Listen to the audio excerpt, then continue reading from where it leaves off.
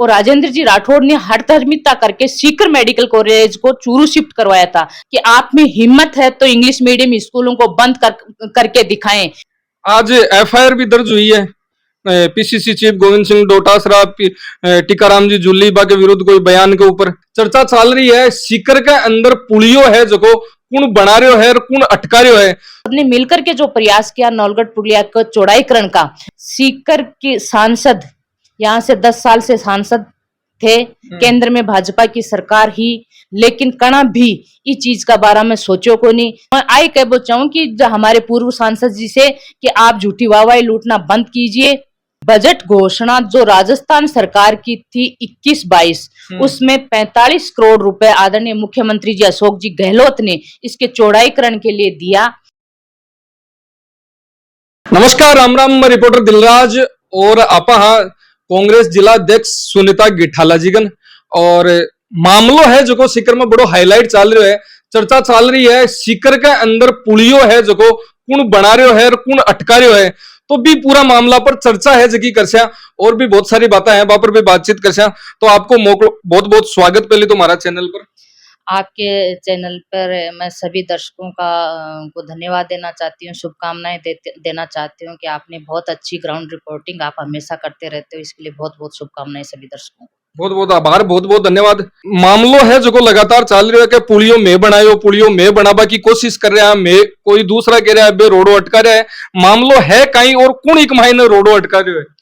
ये निश्चित रूप से साफ है कि किसने पुलिया कौन बनाना चाहता है, कौन नहीं बनाना चाहता है। बजट घोषणा 2021-22 राजस्थान सरकार के तत्कालीन मुख्यमंत्री जी ने 45 करोड़ का बजट स्वीकृत किया था। निवेदन कर लूं आप मारवाड़ी में बात कर लिया। बिल्कुल बिल्कुल।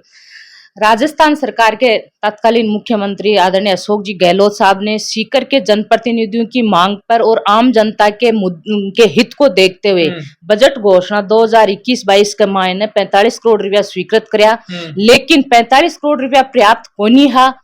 तो अगस्त 23 में इसका बजट बढ़ा करके 83.01 करोड़ रुपए राजस्थान सरकार के द्वारा किया गया। उस राजस्थान में कांग्रेस की सरकार थी, यहाँ से जनप्रतिनिधि कांग्रेस के थे, राजस्थान प्रदेश कांग्रेस कमेटी के अध्यक्ष गोविंद सिंह जी डोटासरा थे, सीकर के यहाँ के स्थानीय विधायक राजेंद्र जी पारिक साहब, सबने मिलकर के जो प्रयास किया नौलगढ़ पुलिया का चौड़ाईकरण का, और ये आमजन की समस्या थी। रोज लोग आता जाता परेशान होता और लोगों का काफी समस्या होती, लेकिन सीकर के सांसद यहाँ से 10 साल से सांसद थे, केंद्र में भाजपा की सरकार ही, लेकिन कणा भी इस चीज का बारे में सोचो को नहीं। जब आज वह सांसद को नहीं, जब वह वाहवाही लूटवा की कोशिश कर रहे हैं कि 8.5 करोड़ रुपया राजस्थान की सरकार दे रही है, वो पहले 83.01 करोड़ रुपया राजस्थान की सरकार पिछली सरकार दे चुकी थी, जो कांग्रेस की सरकार थी। लेकिन भारतीय जनता पार्टी के जो नेता हैं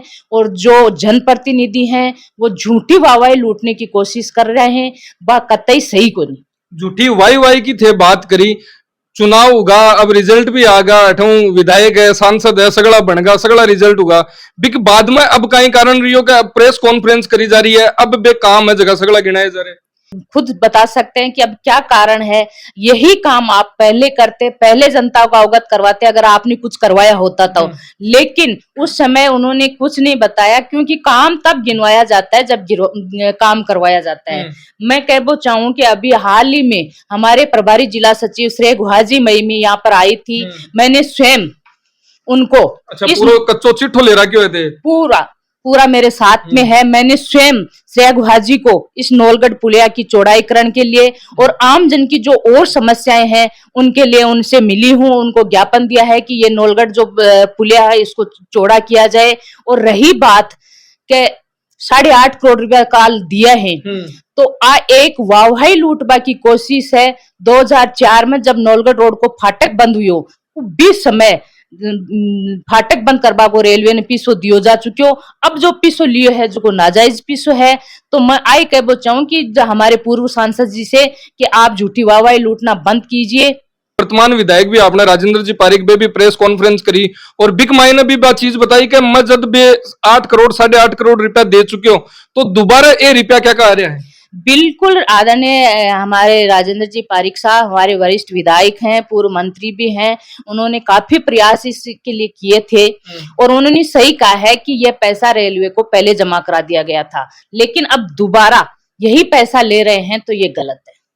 ये 8.5 करोड़ रुपए अब लिए हैं, ये राजस्थान सरकार के का पैसा है। ये किसी अन्य प्रोजेक्ट के सीकर के किसी अन्य प्रोजेक्ट में लगता तो सीकर का विकास ज्यादा होता, लेकिन ऐसा करके इसको पहले एनओसी नहीं दिला पाए। जब सांसद महोदय जी सांसद थे तब तो इस पुलिया की एनओसी वो नहीं दिला पाए। आज जब वो सांसद नहीं है तब कह रहे हैं कि हमने एनओसी दिलवाई है, 8.5 करोड़ रुपए जमा करवाए, तो ये ऐसा चलने वाला नहीं है। ये सिर्फ और सिर्फ जनता को गुमराह कर रहे हैं। को लगातार आरोपों के थारे राज के मायने जब पिछली बार गहलोत सरकारी जब बे उदासीनता दिखाई ई मामला के मायने और बे आगे और काम को करियो बिक कारण खटे न खटे सीकर को जो को 4 लेन बन जानो चाहिए वो पुलिया वो आस्था नहीं बने को नहीं, कहाँ उदासीनता रही, कहाँ हो रही। मैं साफ कहना चाहती हूँ आपके इस चैनल के माध्यम से कि बजट घोषणा जो राजस्थान सरकार की थी 21-22 उसमें 45 करोड़ रुपए आदरणीय मुख्यमंत्री जी अशोक जी गहलोत ने इसके चौड़ाईकरण के लिए दिया। और ये जो मामला था वो रेलवे के मामले की वजह से रेलवे एनओसी इसकी नहीं दे रहा था, इस वजह से अटका हुआ था। ये रेलवे मैं आपके माध्यम से आपके चैनल के माध्यम से मैं बताना चाहती हूँ कि रेलवे राजस्थान सरकार के अंडर में काम करता है या केंद्र सरकार के अंडर में काम करता है। पहले तो ये चीजें हमें समझनी होंगी कि ये राजस्थान सरकार का मामला नहीं था, केंद्र सरकार की उदासीनता और यहाँ के जनप्रतिनिधि की उदासीनता की वजह से रेलवे ने इस काम को अटका रखा था। फिर 45 करोड़ रुपए, क्योंकि 45 करोड़ रुपए इस जो प्रोजेक्ट था उसके लिए पर्याप्त हमारे जनप्रतिनिधियों ने नहीं समझा। जो हमारी इसकी बनी थी डीपीआर उसमें ये पर्याप्त नहीं था, तो माननीय मुख्यमंत्री श्री अशोक जी गहलोत जी से निवेदन किया गया। तो उसके बाद में 7 अगस्त 2023 को इस बजट को बढ़ा करके, क्योंकि रेलवे को भी पैसा देना था और अन्य जो अधिग्रहण करने थे उसमें भी पैसा लगना था, जमीन जो अधिग्रहण करनी थी उसका भी पैसा लगना था, तो इस बजट को बढ़ा करके 83.01 करोड़ रुपए किया गया। लगभग दुगुना कर दियो, बिल्कुल दुगना कर दिया गया। ये पर्याप्त बजट था, लेकिन सिर्फ और सिर्फ मैं भारतीय जनता पार्टी के नेताओं से कहना चाहूंगी कि काम धरातल पे होते हैं, वाहवाही लूटने से, झूठी वाहवाही लूटने से नहीं होते हैं। सीकर जो मेडिकल कॉलेज की हम बात करें, सीकर मेडिकल कॉलेज का मामला भी वो प्रेस कॉन्फ्रेंस में कर रहे हैं, स्मृति वन का भी मामला भी वो उठा रहे हैं, लेकिन मैं कहना चाहूंगी कि सीकर मेडिकल कॉलेज कांग्रेस की देन थी। कांग्रेस के हमने बड़े आंदोलन किए थे, जनता के साथ मिलकर के आंदोलन किया था। सीकर मेडिकल कॉलेज स्वीकृत हो चुका था, लेकिन चूरू में राजेंद्र जी राठौड़ जी की राजस्थान में भाजपा की सरकार 13 से 18 के बीच में थी और राजेंद्र जी राठौड़ ने हठधर्मिता करके सीकर मेडिकल कॉलेज को चूरू शिफ्ट करवाया था, लेकिन फिर जन आंदोलन ने सीकर मेडिकल कॉलेज सीकर में शिफ्ट करवाया। ऐसा ही स्मृति वन का मामला है। स्मृति वन के मामले के बारे में भी बार बार में ये मुद्दा सामने आ रहा है कि हमने बनाया। ये मैं स्पष्ट कहना चाहती हूँ कि ये एशिया का सबसे बड़ा स्मृति वन है जो लगभग 2500 बीघा में डेवलप हो रहा है। ये कांग्रेस की देन है, हमारे कांग्रेस के जनप्रतिनिधियों की देन है। झूठी वाहवाही लूटने से कुछ नहीं होता। मैं राजस्थान की बात करूं चाहे केंद्र की बात करूं, आज बात करते हैं कि हमारी डबल इंजन की सरकार है। बार बार में वो कहते हैं कि हमारी डबल इंजन की सरकार है, लेकिन इस डबल इंजन की सरकार में आज हर वर्ग त्रस्त है। आज पानी के लिए, बिजली के लिए त्राई त्राई हो रही है, बार बार बिजली कटौती हो रही है, आमजन उसके लिए परेशान है। और इस गर्मी के भयंकर मौसम में जहां पर्याप्त पेयजल की व्यवस्था होनी चाहिए, आज हमारे सांसद महोदय जी 10 साल पिछले संसद में सीकर के जनप्रतिनिधि बनकर के यहाँ से गए 2 बार, लेकिन कभी भी एक बार संसद में उन्होंने पेयजल की कोई बात नहीं उठाई। आज सीकर जिले की मैं बात करूं तो सीकर जिले में लक्ष्मणगढ़ और फतेहपुर को छोड़ दीजिए, बाकी जो हमारी 6 विधानसभा हैं वो पेयजल के लिए परेशान है।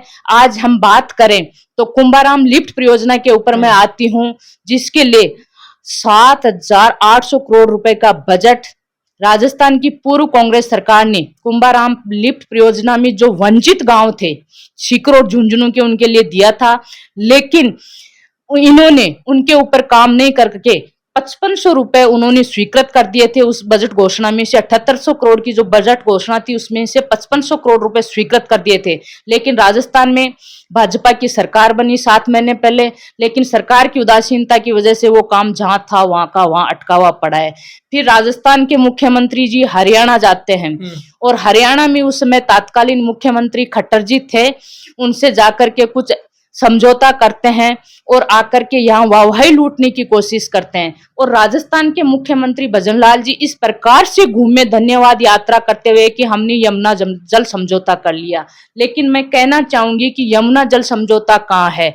उन्हीं खट्टर जी ने मुख्यमंत्री उसके बाद में वो हटा दिए गए थे, लेकिन उन्होंने हरियाणा की विधानसभा में स्पष्ट कहा कि हम ओवरफ्लो का पानी, बाढ़ का जो पानी अतिरिक्त होगा वो पानी हम राजस्थान को देंगे। कोई यमुना जल समझौता लेकिन नई सरकार बनता नहीं सौ पहले मुख्यमंत्री जी है जगह नवलगढ़ और खेतड़ी साइड का मायने दौरा करे बटे सभा करी ही कि यमुना को जल है जो में लिया या तार। बिल्कुल, उन्होंने सीकर के भी बामरडा जोड़ा अजीतगढ़ के पास में पड़ता है, वहां पर भी धन्यवाद सभा की थी। लेकिन वहां जाकर के आप एक बार अपने चैनल के माध्यम से वहां जाइए और वहां के लोगों से पूछिए कि आपको पर्याप्त पेयजल मिल रहा है कि एक चलू भर पानी उनको वहां पर नहीं मिल रहा।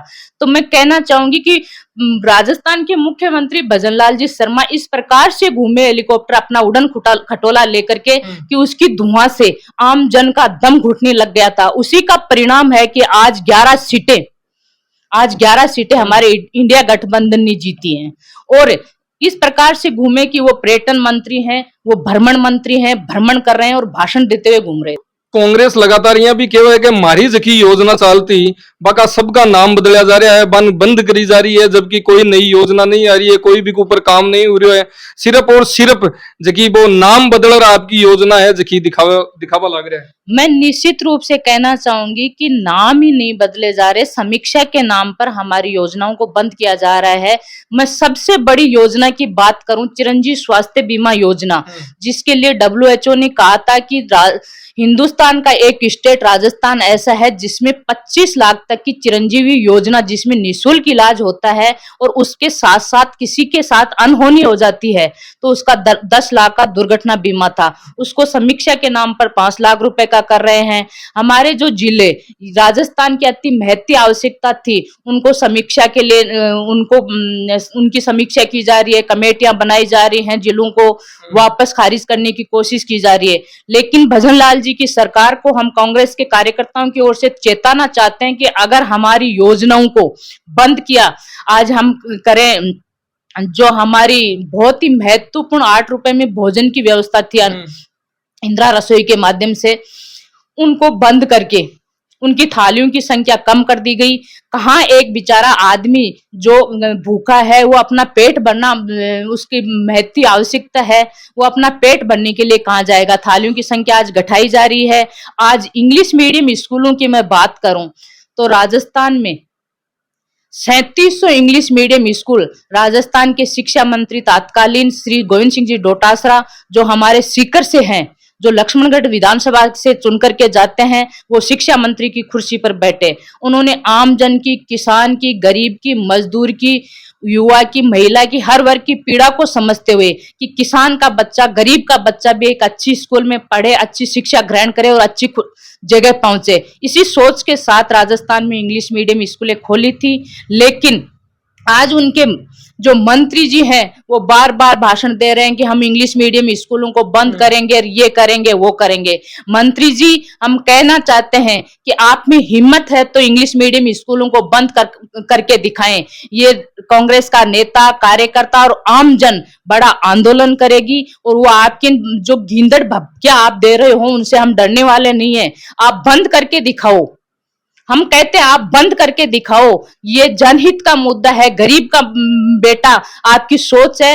वो मंत्री जी इस प्रकार से निजी स्कूलों की पैरवी कर रहे हैं, वो ऐसे लग रहा है कि निजी स्कूलों के सेल्समैन है। कोई प्रोजेक्ट कोई आदमी बनाता है, उसको आगे बढ़ाता है, उस प्रोजेक्ट पे काम करता है, कैसे जैसे करके उस प्रोजेक्ट को फाइनल करवाते हैं और उसका क्रेडिट कोई और लेना चाहे तो माननीय विधायक साहब ने कोई गलत नहीं कहा। उन्होंने सही कहा था कि प्रसव पीड़ा एक माँ ही जान सकती है कि प्रसव पीड़ा क्या होती है। उसको उस बच्चे को पैदा करने में जो पीड़ा होती है और होती है, और उसके फिर बच्चे को कोई चोरी कर ले तो बड़ा दुख होता है।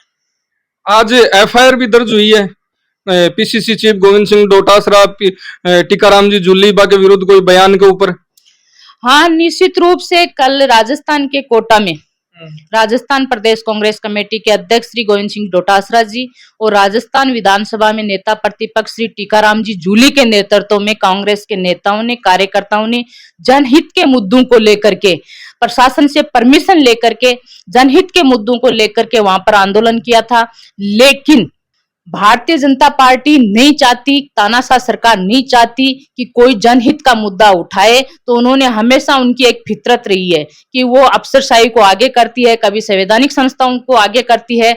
चुनाव से पहले हम देख रहे थे कि चाहे विधानसभा चुनाव हो, चाहे लोकसभा चुनाव हो, संवैधानिक जो हमारी संस्थाएं थी उनका दुरुपयोग किया जा रहा था, चाहे ईडी हो, चाहे इनकम टैक्स हो, चाहे सीबीआई हो। इन संवैधानिक संस्थाओं का दुरुपयोग किया जा रहा था और उनका बार बार प्रयोग किया जा रहा था। अब पुलिस का सहारा लेकर के जो एफआईआर दर्ज करवाई है, मैं सबसे पहले तो सीकर जिले की तरफ से इनकी कड़े शब्दों में निंदा करती हूँ और भारतीय जनता पार्टी की तानाशाह सरकार को चेताना चाहते हैं कि आप अपनी जेलों को तैयार रखें।